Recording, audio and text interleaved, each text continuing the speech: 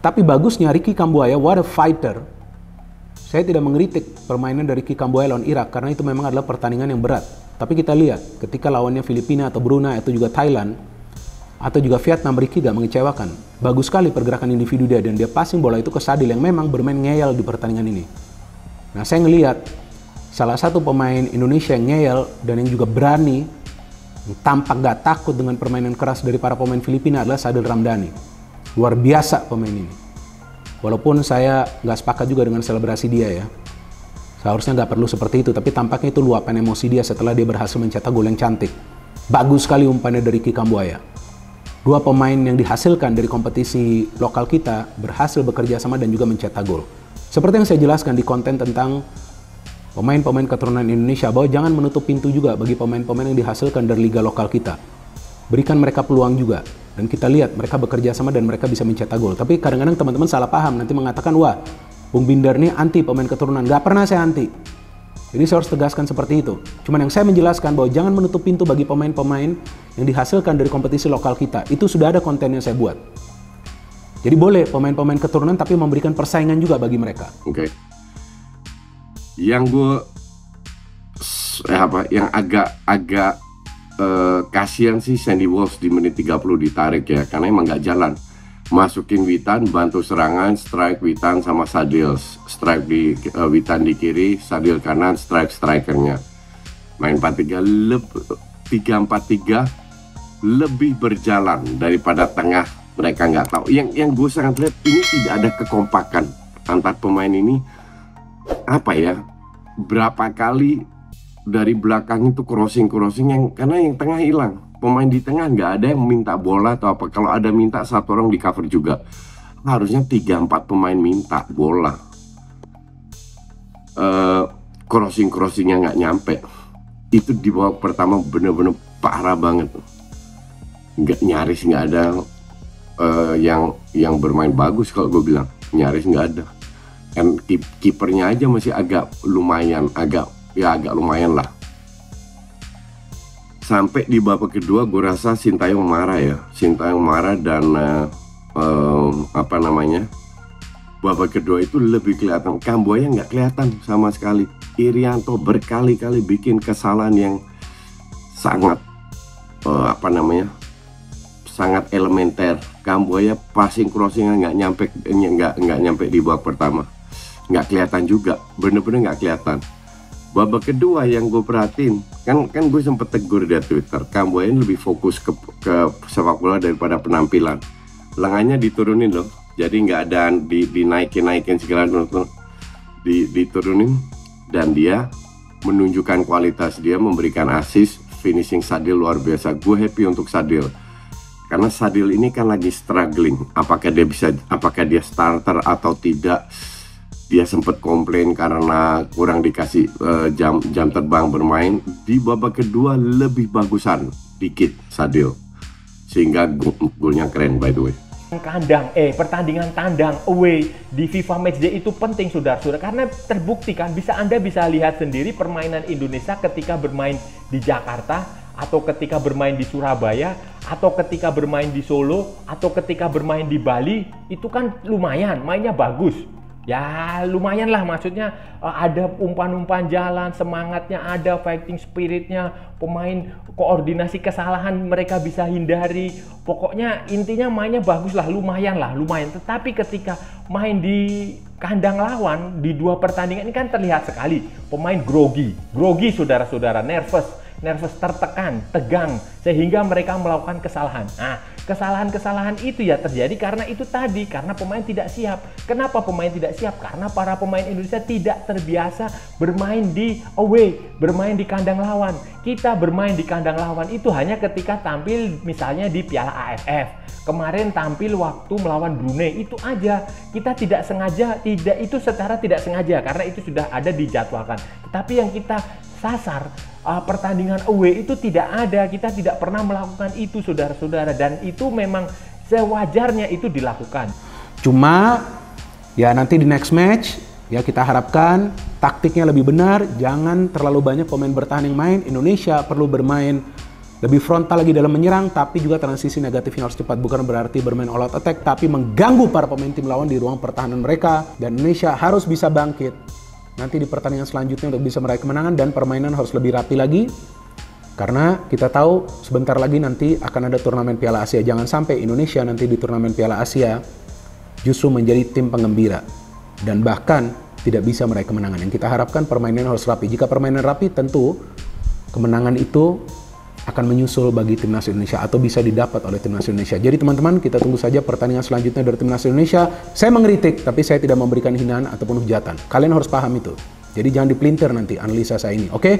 Kita tetap support timnas Indonesia, teman-teman. Kita support siapapun yang menjadi pelatih dari timnas Indonesia, tapi tidak ada salahnya ketika kita juga perlu kritis dengan permainan timnas Indonesia atau dengan keputusan-keputusan yang diambil oleh pelatih siapapun yang menjadi pelatih dari timnas Indonesia.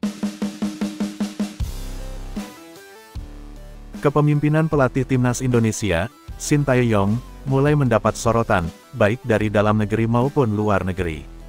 Sorotan kepada Sintayong ini kian menguat setelah dua hasil pertandingan timnas Indonesia yang dinilai kurang memuaskan dalam kualifikasi Piala Dunia 2026 zona Asia. Kekalahan telak timnas Indonesia melawan Irak beberapa hari lalu dengan skor 5-1 menjadi pembuka riwayat buruk Sintayong. Kemudian Sintayong juga kembali gagal membawakan hasil kemenangan kala timnas Indonesia ditahan imbang Filipina pada Selasa tanggal 21 November tahun 2023. Padahal Vietnam yang menjadi pesaing timnas Indonesia berhasil kalahkan Filipina dalam laga sebelumnya. Alhasil, kini timnas Indonesia terpuruk di dasar klasemen grup F dengan hanya mengantongi 1 poin, sementara Irak bertengger di puncak klasemen dengan 6 poin, Vietnam di peringkat kedua, dan Filipina di urutan ketiga. Walau masih terbuka lebar kesempatan bagi timnas Indonesia untuk bangkit dan lolos, Sintayong tetap mendapat sorotan tajam. Tak sedikit pihak yang menilai bahwa timnas Indonesia perlu mencari pelatih baru pengganti Sintayong. Tidak terkecuali media asal Vietnam, Soha yang mulai membahas sosok pelatih baru pengganti Sintayong bagi timnas Indonesia. Isu pengganti pelatih timnas Indonesia ini menguat selain karena tren buruk skuad Garuda dalam 2 pertandingan penting terakhirnya, juga melihat pada kontrak Sintayong yang akan habis pada Juni tahun 2024. Media Vietnam, Soha menuliskan bahwa Sintayong memiliki 3 tugas besar sebelum masa kontraknya habis, yaitu Piala Asia 2023, kualifikasi Piala Dunia 2026, dan Piala Asia U23 2024. Selain itu, Soha juga menyorot tren media di Indonesia yang mulai mengkritik kinerja Sintayong sebagai pelatih timnas Indonesia akibat hasil negatif yang didapat skuad Garuda di 2 laga kualifikasi Piala Dunia 2026 zona Asia. Bahkan media asal Vietnam tersebut sampai mengulas deretan nama calon pengganti Sintayong sebagai pelatih timnas Indonesia. Nama-nama calon pengganti Sintayong itu menurut Soha sudah mulai diangkat oleh salah satu media di Indonesia.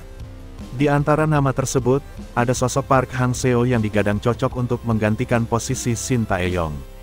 Lalu ada nama Bernardo Tavares yang punya pengalaman membawa PSM Makassar juara Liga 1 2022/2023.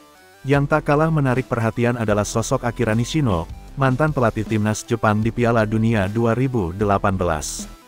Nishino juga pernah menjadi pelatih timnas Thailand selama bertahun-tahun. Nasib Sintayong sebagai pelatih timnas Indonesia mungkin akan sangat bergantung pada hasil yang diraih skuad Garuda di Piala Asia 2023 dan Piala Asia U23 mendatang. Kalah atas Irak, timnas Indonesia pun hanya bermain imbang melawan Filipina. Timnas Indonesia dan pelatih Sintayong jadi sorotan, termasuk di media Vietnam. Indonesia disebut tak akan lolos ke babak selanjutnya pada kualifikasi Piala Dunia 2026 zona Asia. Sintayong membalas nyinyiran salah satu media Vietnam tersebut.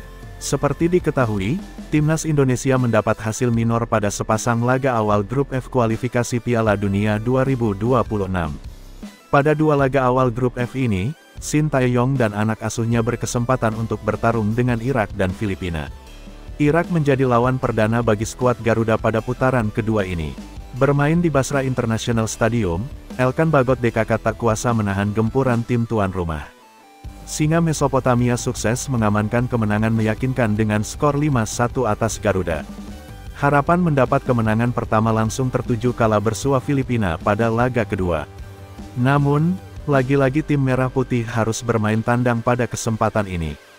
Duel tim ASEAN tersebut berlangsung di Rizal Memorial Stadium, Manila, pada Selasa tanggal 21 November tahun 2023 lalu. Dalam duel tersebut, Indonesia sejatinya lebih diunggulkan. Akan tetapi, kenyataan berbicara sebaliknya dari ekspektasi. Pada laga tersebut, skuad Garuda hanya mampu mendulang 1 poin saja. Mereka pun sempat tertinggal lebih dulu pada menit ke-23 lewat aksi Patrick Rachel. Untungnya, Sadil Ramdhani berhasil membantu timnya menyamakan di babak kedua tepatnya pada menit ke-70. Hingga akhir laga, skor 1-1 untuk kedua tim tetap tak berubah. Hasil itu membuat Indonesia mendekam di dasar klasemen sementara grup F dengan raihan 1 poin. Keadaan mengenaskan anak asuh Shin Tae-yong itu mendapat perhatian dari salah satu media Vietnam yakni Soha. Media negara tetangga itu kian meragukan nasib timnas di ajang tersebut. Dalam ulasannya, Soha mengatakan bahwa tim Merah Putih masih memiliki banyak pekerjaan rumah yang harus dibereskan. Terlebih lagi, pada Maret mendatang mereka akan bertarung melawan The Golden Star Warriors pada laga ketiga dan keempat grup F. Andai tak mampu mendulang poin maksimal, maka kesempatan untuk lolos ke putaran ketiga semakin menipis bagi Sandy Walsh DKK. Indonesia masih memiliki banyak pekerjaan yang harus mereka selesaikan usai tampil buruk di 2 laga awal, tulis Soha. Hanya memiliki 1 poin membuat Shin Tae-yong dan anak asuhnya berisiko tinggi tersingkir di putaran kedua kualifikasi Piala Dunia 2026, lanjut mereka. Di lain sisi, Shin Tae-yong selaku pelatih kepala menunjukkan sikap yang berbeda. Pelatih asal Korea Selatan itu terlihat masih percaya diri meski anak asuhnya terseok-seok di 2 laga awal ini. Rasa percaya diri Shin timbul karena kedepannya timnas memiliki 1 keuntungan. Mereka memang masih akan melakoni laga tandang ke markas Vietnam pada Maret tahun depan. Namun, mereka juga memiliki 3 laga kandang lainnya di grup F. Shin mengatakan bahwa ia dan anak asuhnya akan bermain lebih kuat lagi di hadapan supporter sendiri. Dengan demikian, ia yakin timnya masih memiliki kesempatan besar melaju ke putaran selanjutnya. Kami hanya memiliki 1 poin, ucap Shin Tae-yong, dikutip dari Bola Sport. Tapi Anda harus tahu kami bersiap untuk laga tandang, sambung mantan pelatih timnas Korea Selatan. Kami juga memiliki 3 laga kandang lainnya dan masih sangat kuat, terutama ketika kami bermain di kandang. Jadi saya masih merasa sangat positif dan memiliki kepercayaan diri, pungkas Shin Tae-yong. Pelatih timnas Indonesia, Shin Tae-yong, memiliki alasan tim Merah Putih masih berpeluang lolos ke putaran ketiga kualifikasi Piala Dunia 2026 zona Asia meski saat ini berada di dasar klasemen grup F. Hal ini disampaikan Shin Tae-yong setelah timnas Indonesia melawan Filipina pada laga kedua grup F kualifikasi Piala Dunia 2026 zona Asia di Rizal Memorial Stadium, Manila, Selasa tanggal 21 November tahun 2023. Dalam laga itu, timnas Indonesia bisa mencuri 1 poin usai menahan imbang Filipina dengan skor 1-1. Sebelumnya, timnas Indonesia menelan kekalahan telak 1-5 dari Irak pada laga perdana grup F kualifikasi Piala Dunia 2026 zona Asia di Basra International Stadium, Basra, Kamis tanggal 16 November tahun 2023. Meski hanya mendapatkan 1 poin dari 2 pertandingan, Shin Tae-yong masih tetap yakin. Sebab, masih ada 4 pertandingan ke depan yang akan dihadapi skuad Garuda. Timnas Indonesia dijadwalkan akan menjamu Vietnam, Irak, dan Filipina di kandang. Adapun satu-satunya laga tandang yang dihadapi timnas Indonesia adalah melawan Vietnam. Timnas Indonesia saat ini berada di posisi terakhir dalam klasemen sementara grup F kualifikasi Piala Dunia 2026 zona Asia. Irak berada di puncak dengan mengemas 6 poin hasil menang melawan timnas Indonesia dan Vietnam. Di posisi kedua ada Vietnam yang mempunyai 3 poin hasil menang lawan Filipina dan kalah dari Irak. Sedangkan di posisi ketiga ada Filipina yang sama-sama mempunyai 1 poin dengan timnas Indonesia. Ya kami hanya mendapatkan 1 poin. Kalian tahu, kami harus siap melakukan 2 pertandingan tandang, kata Shin Tae-yong. Kami masih punya 3 pertandingan kandang, lanjutnya. Shin Tae-yong yakin timnas Indonesia bisa meraih kemenangan dalam 3 laga kandang. Pasalnya, timnas Indonesia akan didukung penuh oleh suporternya. Hal itu karena masih ada 4 pemain keturunan yang akan dinaturalisasi untuk membela timnas Indonesia. Mereka adalah Justin Hubner, Jay Izes, Nathan Chu, dan Ragnar Oratmangun. Keempat pemain itu diharapkan sudah bisa membela timnas Indonesia pada awal Januari tahun 2024. Sementara laga terdekat timnas Indonesia di grup F kualifikasi Piala Dunia 2026 zona Asia yakni menjamu Vietnam. Pertandingan itu akan digelar pada tanggal 21 Maret tahun 2024. Kemungkinan besar laga tersebut digelar di Stadion Utama Gelora Bung Karno SUGBK, Senayan, Jakarta Pusat. Kami akan sangat kuat bermain di kandang. Jadi saya masih sangat positif dan saya punya kepercayaan diri, kata Sintayong.